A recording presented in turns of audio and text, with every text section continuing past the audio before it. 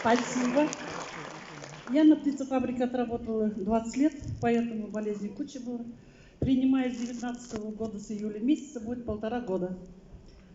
За это время у меня, значит, мочекаменная болезнь была, давление, аллергия, была астма.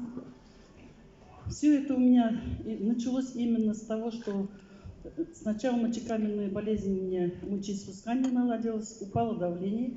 Давление упало, восстановился сон, очень стало хорошо спать.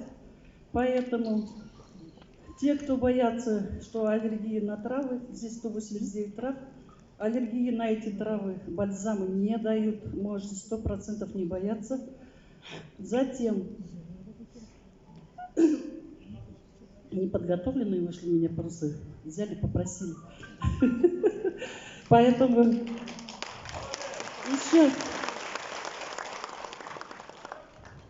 погромче даже. Ух ты, а я думала, так громко говорю.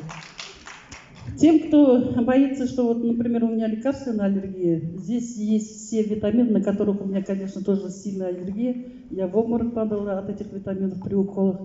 Поэтому здесь эти витамины тоже аллергию не дают, можете тоже спокойно принимать. В-третьих, астма ушла только после того, как прошел кашель.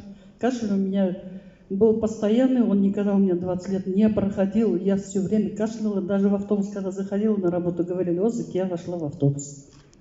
Поэтому кашель прошел, потом потихонечку я отказалась от ингаляторов, я теперь не пользуюсь ими.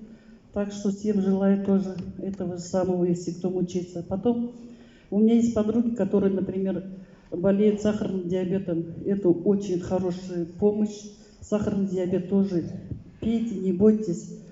Силы восстанавливает. Во-первых, энергия. Во-вторых, сон улучшается. Из-за этого восстанавливается организм. Почему? Потому что он отдыхает. Ну и все.